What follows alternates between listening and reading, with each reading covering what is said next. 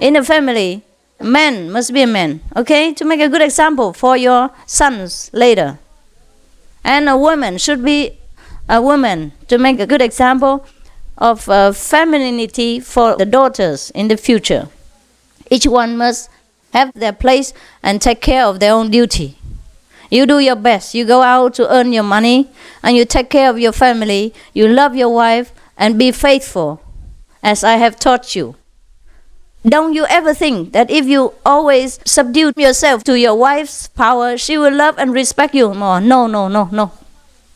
I can guarantee you, no woman will like that. As a good practitioner, as a good provider of the house, you are more worthy than gold. You don't gamble, you don't drink, you don't go out and flirt around with women. I think you are the best man in the world. So you deserve better treatment at home. And if you don't get it, it's your fault. You have a duty, to keep your respectable standard for your children's sake, for your wife's sake, and for your own sake, and for anybody else who comes into contact with you. If you can't do that, don't call yourself a man. I don't care for any excuses. I teach you to live in harmony with your family, but I don't teach you to be a coward, to subdue to any kind of evils and unjust treatment, because that's no good. You saw karma for the person who persecutes you. If you cannot make it right, forget it. Or rather live as a bachelor. Try to be, of course, as peaceful as much as you can be, but be a man after all, okay? Show people where they are wrong and where you meant to be right, and things like that. And talk together and bring them into understanding and try to live a proper life, Any man who is too dependent on a woman, who is too obedient to a woman, will never get respect from the wife and never have any rights in the family. If you want to be a donkey, just earn the money and bring it home, and then just be. But if you call yourself a husband and a man, I think you need more practice, more courage, and more rightful thinking about what a man should be. Yes. All right. Okay, I won't go into lecturing you too much. You say, what do I know? I'm only a woman, right? But I do know. Because I'm a woman, so I know. I know what a woman wants from a man. You understand? Yeah. That's why many highly positioned women, they hardly find a husband. Because nobody dares to match up to her. Look at me.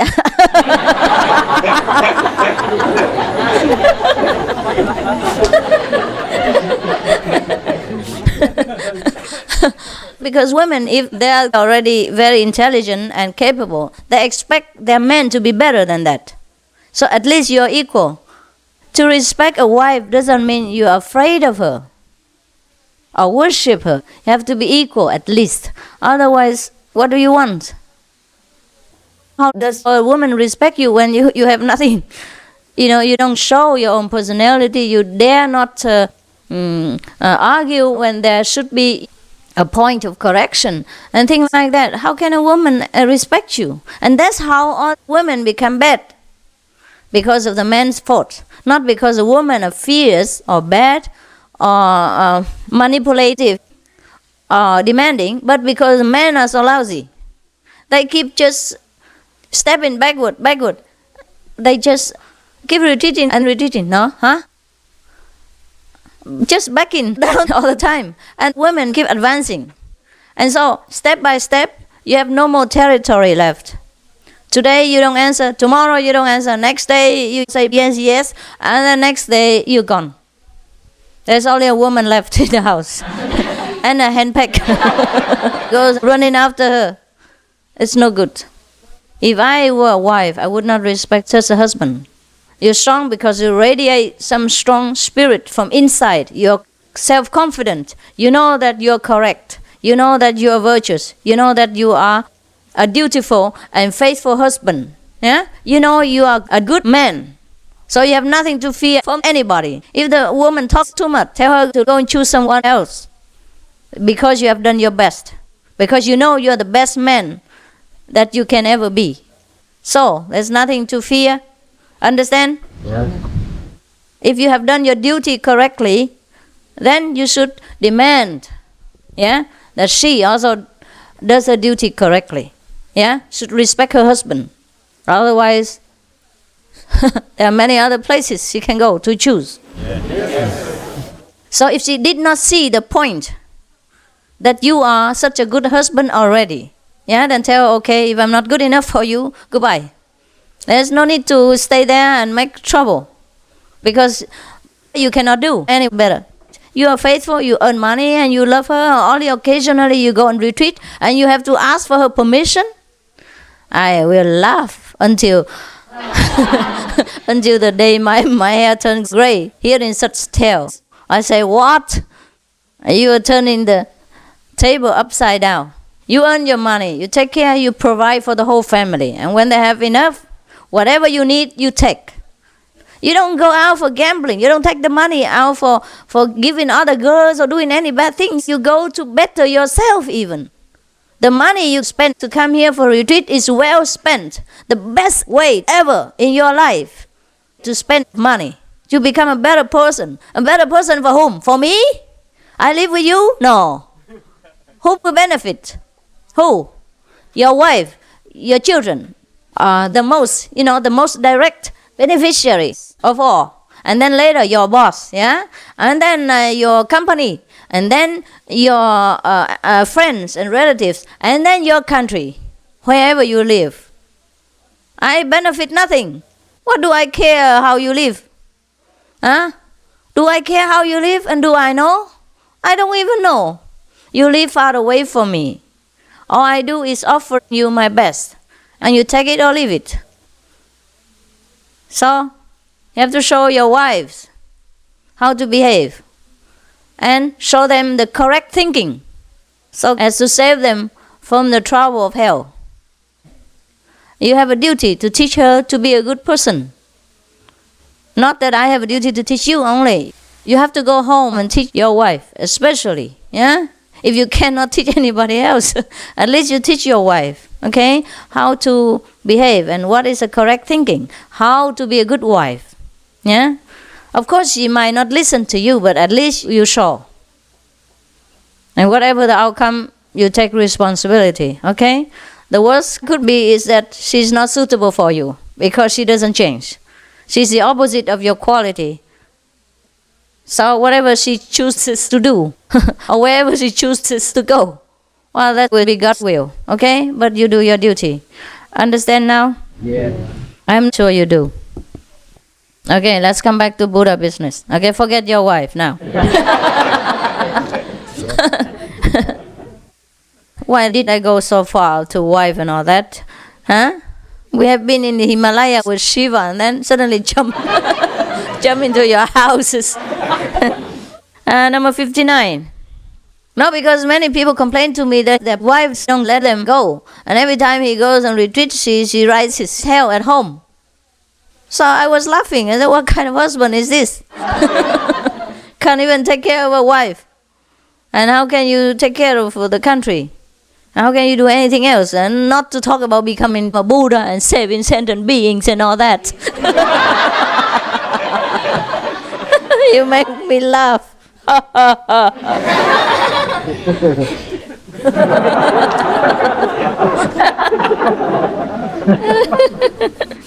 Saving sentient beings. Yeah. Save yourself first.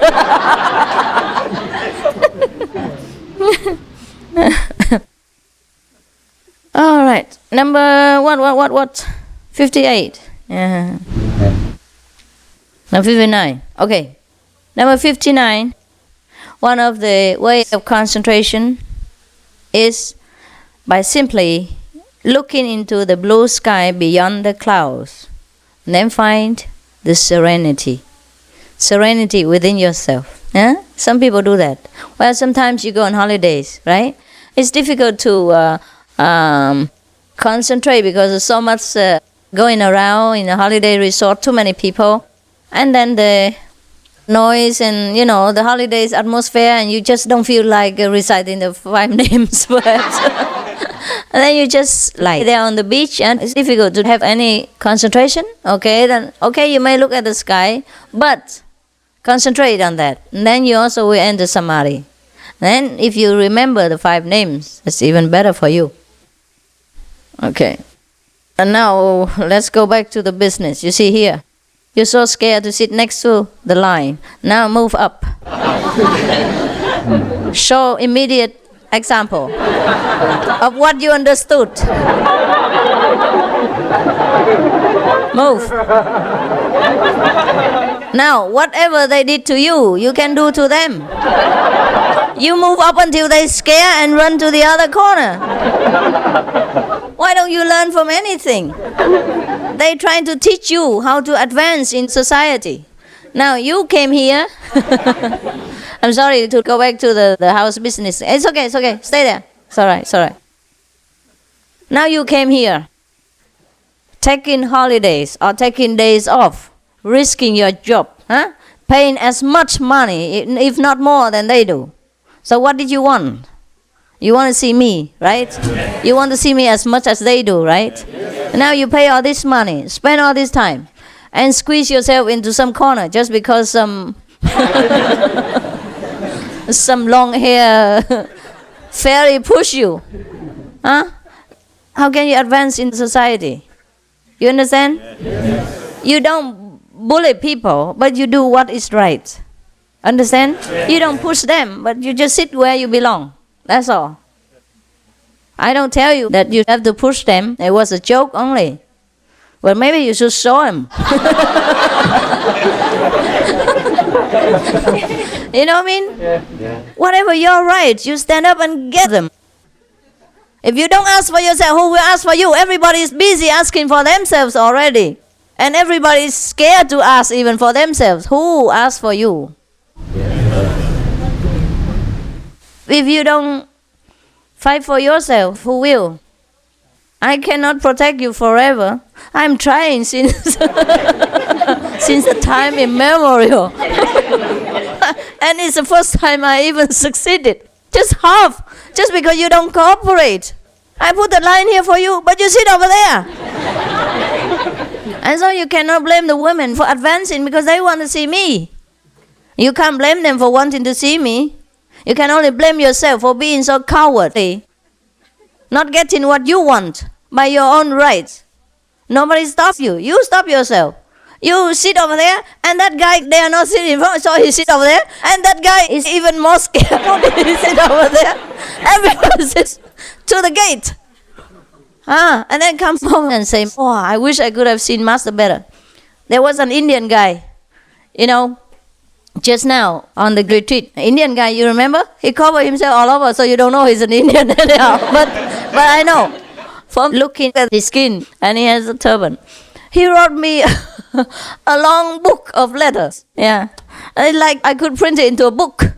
Yeah, I don't know how he has time to do all this on retreat. I don't know, but he wrote to me. He said, "Oh, I wish I could see you closely, personally, and touch your lotus feet and all that." Well, he could have done so. He could have sat just right here, or sat somewhere there, and when I passed by, he could have touched if he wanted to. But I always had to call him up, you remember? Yeah. And then he complained that he could never see me close enough and all that. This is his own problem, right? He knows every day we can sit here or sit in the front there or sit on the stage. He can push himself up, but no, I have to dig him out. You remember? Yeah. I dug him out many times. I said, brother, why don't you come up here? And second time again, and third time again. And he wrote a long book of letters complaining that he could never see me and talk to me personally. So who's wrong now? Huh? Nobody stopped him. He himself. I even dug him out. But he was always, sitting behind there. And then complaining. He wanted to touch my feet and all that. He could have done it 1,000 times. I passed by all the time. I even have to come to him and dig him out and talk to him and ask him what's wrong. And you know what? That guy, he has a heart problem and many other problems. The doctor advised him, if you go on the airplane, you might die on the air. And he was so desperate to see me. He said he didn't care if he died anywhere. The nearer he dies to me, the better. That's why he risked his life to come here. And fancy that, sitting in 3 miles down the hills and complaining inside and writing letters and all that. He's here, he doesn't have to write letters. You remember? And I asked you all to come on the stage or here. I said, do you have any question? Do you want to talk to me? And all your mouth is zipped up. And then he wrote a letter complaining. If your hand functions, why doesn't your mouth function? I don't understand you men. Yeah? That's the problem with you at home. That's why your wife don't respect you. And you cause trouble by being too obedient, too weak. Don't think. If you are a weak husband, an obedient husband, in such a nice, stupid way, that your family will be in order. It's not true. It's not a way to make peace in the family. You just make it more of a mess because you give your wife the opportunity to disrespect you and to climb more and more on top of you, and then everything is out of proportion. You must know where to stand and what to do in your family first, and then you can advance better in society. I tell you to live peacefully, but not cowardly. You must understand, cowardice and peace-loving kindness are different, huh? You love a person, but be firm. Just like you love your daughter, but she eats too much sweets, and you have to know when to say no.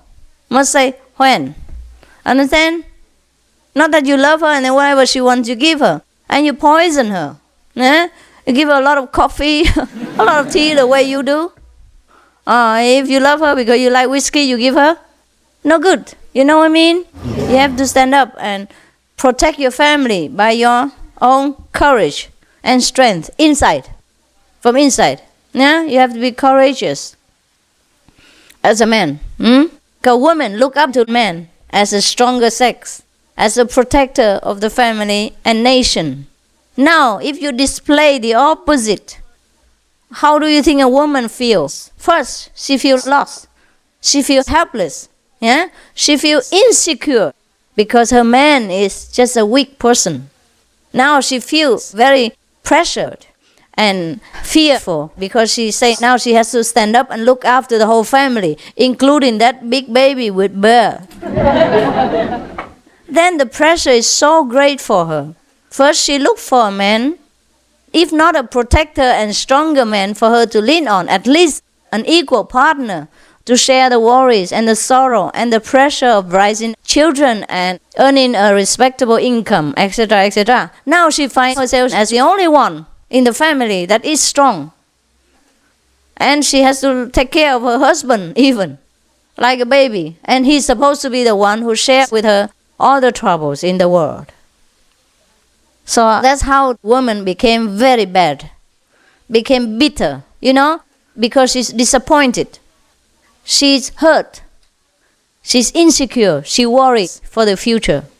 What happens if she's not there anymore? She has no partner to trust, to share. She has worries. She has a lot of trouble and she cannot share with her husband because he's so weak. He always listens to her and takes her advice and everything like that. You know what I mean? So that's how you make your wife become difficult. So now I tell you the truth to consider it before it's too late. All right? And don't blame any woman for being difficult. If you don't take care of yourself and you don't behave in a proper way and let her respect and rely on you and trust you as a partner at least. Capiche? Yeah. Now I talk too much, huh? As usual. But take it or leave it. Now number 60. Shiva is anxiously waiting. He said, what? She hasn't finished with my teaching yet. She talked about all kinds of outer path. That woman. You see, if a husband like Shiva, huh? Or like Kabir, huh? And you see how the woman behave? See? Yes. And an Indian husband also, yeah? They know how to be a man. That's why the wife subdue to them and dare not say anything. Maybe, of course, the modern day wives are a little bit more temperamental because she watches a lot on TV. And most of the movies on TV just show women being difficult. I don't know why. Most of the time, because many people like to watch American TV, because it's fast action. I also like that. But most of the time they show the woman inside is not sweet. But very foul mouth and arguing all the time and throwing temper and all kinds of things like that. Also, even if they have a beautiful love story, they would throw a few scenes of the woman shouting around and jumping about. Is that not so? In some of the films, and the blonde beauty with blue eyes and all that, and smoking away and then talking nonsense. Yeah, maybe it is true in some cases, but not all women are like that. And then they just show a very bad example just to make it lively, just to make it more true to life than just being romantic. But I think it's a very bad example for all the teenage women to follow. I think to be throwing things around like that is okay. So it's not good. Well, I hope the Americans will change a little bit. Or at least make half of it. Not all the time. Make a woman look like difficult. All right. Now.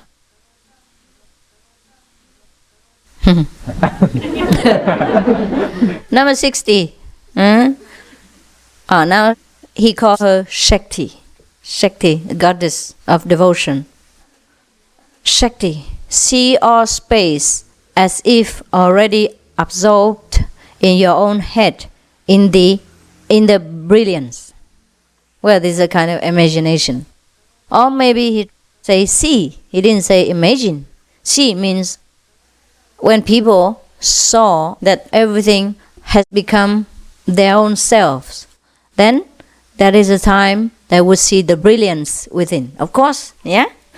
Of course, when you become one with the universe, what else do you see? But only the brilliance of light. Oh, yeah, very, very easy. All the teaching is very easy. Perhaps for the Himalayan dwellers, for the Indians, the ones who are very devoted and pure.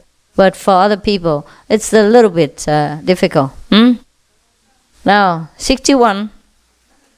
Waking, sleeping, or dreaming, know yourself as light. Is that easy? Yes. You can,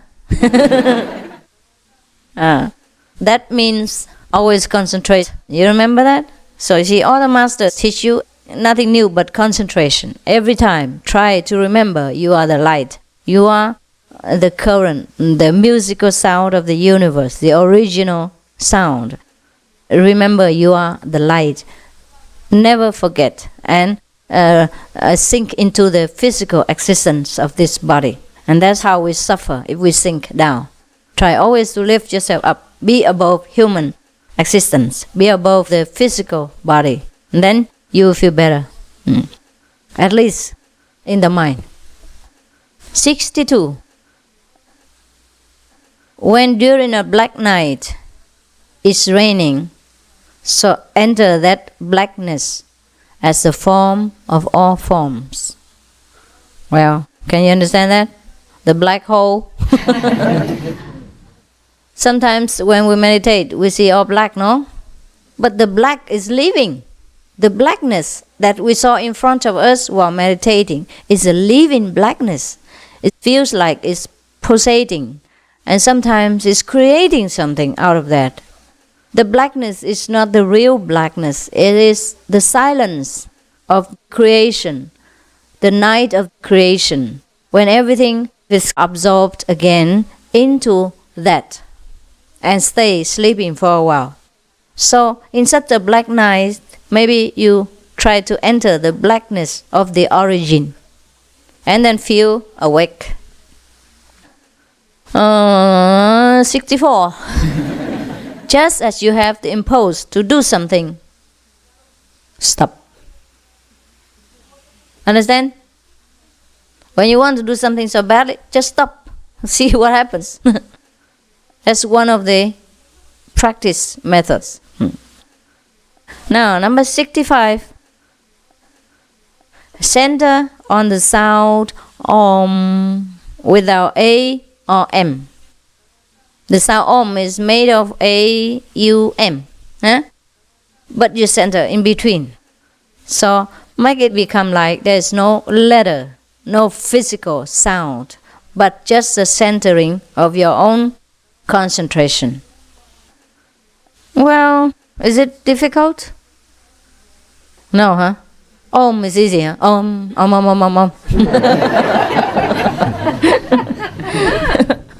Okay, you don't need to try all this, okay? You already have enough things to do.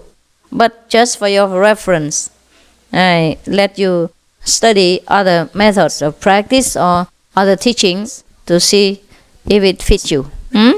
So that you know something. So that at least you know that I know something. 66. Silently intone a word ending in ah, ah, and then in the effortlessly see the spontaneity. Oh, it's very poetic here. Very difficult for us. What he meant is when you say something with the word that ends with A and H. Ah, yeah? Then try to feel the end of the H, like the breathing sound. And then enter Buddha nature. And spontaneity or natureness is the same. Buddha nature, things like that.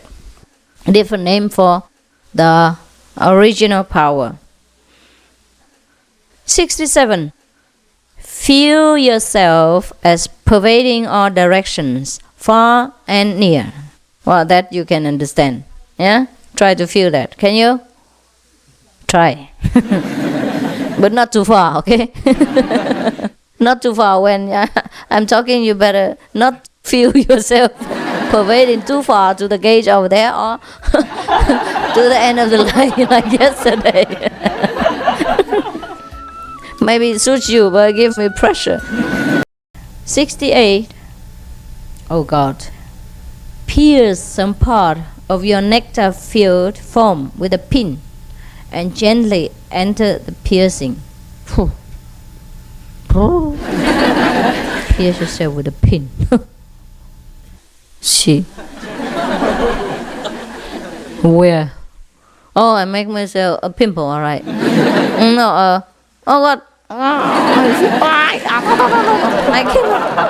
I cannot enter the piercing, sorry, I don't like it. Actually, in the old times, there were such practices like this. When people were so desperate for enlightenment, they do anything. But I would not advise that. Maybe piercing a little bit with a pin is okay. You know, or not a very pointed pin, or like a pen or something. It won't hurt you so much. At least it gives you concentration. But if you have to do that, do it with a pen or with something a little pointed. Not to hurt yourself and make yourself bleed, okay? And you can pierce it in the wisdom, point a little bit. Don't pierce it. Use your fingernails, all right? I think God already provided fingernails for that purpose. Eh? And now when you cannot concentrate and you have to do this, and later if this finger gets tired, then you have another finger. That's why God made 10 fingers. So that during 2.5 hours you can, you know, try to use up all of them and enter samadhi. Yeah? Oh. All right. If you remember Telopa is a master of Naropa. Yeah. And when he first accepted Naropa, he tortured him with a lot of things, like putting nails in his fingers and all that. Sometimes beating him, things like that, and make him go and beg for soup again and again and again. I mean, do all kinds of tests to see if the disciple was fit enough to follow him. Perhaps because Naropa was a special person. Because Telopa had a lot of disciples too, according to the story. But he did not test any other disciples that way. Not that we have read about or heard of. Only to Naropa. To Naropa, he did all kinds of physical, painful tests. I hope it wasn't true, all the stories. And I don't think any master of the modern day can afford to do this kind of testing unless he wants to have a holiday in jail for some time. Nowadays, you can't even scold a disciple without being resented and them being angry at you, you know. Sometimes I scold some person here, you know, a cook or something, because they are so messy. As I told you, they spread garbage all over instead of love. So I scolded them. I told them they have to clear up, you know. We are not a pigsty here. And then they got angry somehow inside, and their faces became longer than usual. Not that I have measured, but I could see from afar because it's very long, so you can see more clearly in the night time even. And then when I ate my soup that day, I could not digest because they had put some invisible anger poison inside, and I couldn't digest, and I feel very troublesome. I tested many times like that. If I scold them a little bit for some reason, and then that night I cannot digest the food.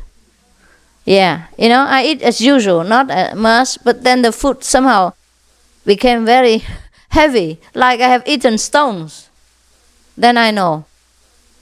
Or sometimes they're lazy, they don't cook. They call the Vietnamese to cook from here or somewhere, and that Vietnamese, I don't know who. I have not been purified or talking a lot while cooking. And then when I eat that food, I also feel like I have been eating stones. I have to carry the stones all night until I have digested them with the power of meditation. I know immediately who cooks and what has been done to the food. There is no mistaking at all.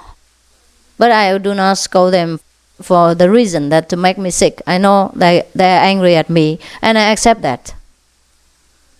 But what I mean is that nowadays the master cannot afford to do the things that Maba, you know, did to Milarepa or Telopa, did to Naropa. Understand what I mean? Yeah. You can't even scold a person without being resented, let alone pierce them with pins and take off their fingernails or make them rebuild the house 7 times and beat them and make them carry stones until their back is bleeding and all kinds of testing like that. It's not possible anymore. Okay, now what is it? So don't pierce yourself with a pin and say, Master say so. I didn't say, it's Shiva who said it. And you don't have to do it. But if you cannot concentrate sometimes, then you may, you know, may touch yourself here or use your fingernail. It's a little harder, so it makes you more aware of where you want to put your attention, and that is all right. But don't hurt yourself, okay? And don't say that I said that. No, the master said I have to pierce myself. No, I never did. Okay? Pierce yourself if you want. You're free. And number 69, you can also feel that your thoughts and your I amness and your internal organs all are the real same precious form, invisible, all-pervading form. In other words, feel your body, a physical body, as pure, as never existing, as only an illusionary object. Meanwhile, your true self is pure, all-pervading, and almighty. In other words, you're one with God. You are that. You're God. There's no need to identify with the defied, physical, illusionary form which doesn't exist. It's true. During samadhi, you don't feel your body, no? Sometimes, if you enter deep samadhi, you feel you're not there. You're just everywhere. You're everything. And you exist, but not in a physical form. Like your body has never existed. It disappears altogether. It can happen. At that time, you enter truth. You enter the reality. And that is the only reality that we should search for. And everything else concerning this physical body and this world is truly non-existing. It's just a dream, a very, very real dream, very solid dream, and it's very difficult to wake up from it. But you must remember it's a dream. Try to remember as much as you can. All right, I already exceeded your limit of sleeping time. All right. Okay, so next time, huh? Now, good. See you later. See you another time. What day is today? It doesn't seem like any page is a lesson every day. All right. It's Saturday? No. Friday. Okay. 29? Yes. Wow, so fast? Oh, I must say that I enjoy having you here, despite all the pushing going on between the yin and yang. You have to learn. They have to learn. I shouldn't have protected them, but you push so hard, it makes me feel pressure here. I hate to see anything that is, not proportionate. That's unjust and unfair. That is my weakness. And anything that's unfair, I think I have to make it flat, That is my weakness. So that's how I interfere with your karma and try to make it right. Otherwise, these people, they deserve it. You can just push them to the end of the world. I don't mind. But because they are my brothers, yeah? And they are small, little, weak, coward brothers. So I have to protect them.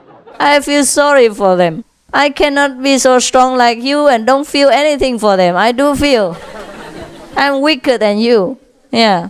I feel for the weak. Yeah. So when I feel like they're so weaker every day, I cannot bear it. So I have to stand up and rescue them. Otherwise, wherever you sit, I don't care. Why would I care if you are woman or man? What difference does it make to me? I don't live with any of you. Man or woman, you all came here the same. And I treated you equally. But that's why you should treat each other equally. Should not push when there is a limit. You should tolerate each other, helping, encouraging each other. All right? Not to take advantage of the other's weakness. That's what I want you to know. Not that I care what sex you are. I can't do anything with you, man or woman. I want nothing to do with you. I mean, not physically. All right. So, got it? Yeah. Next time, don't push. I stand there and push them over there. And you know where to sit next time. Yeah. All of you. And tell all the coward men as well what to do next time. Okay? Listen to your mother here, you never go wrong.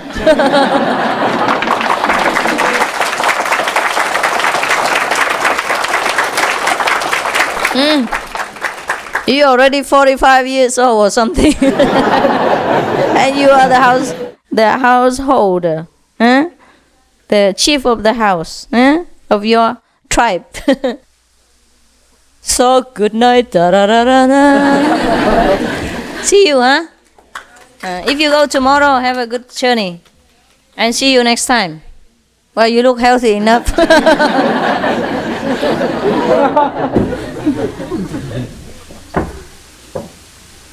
Take care, huh? Yeah. The problem is we have too many women here. Too many women, Because all the men have to stay home and work. And have money for you. That's all. Thank you. Oh, you sing very swell. Professional? Yeah.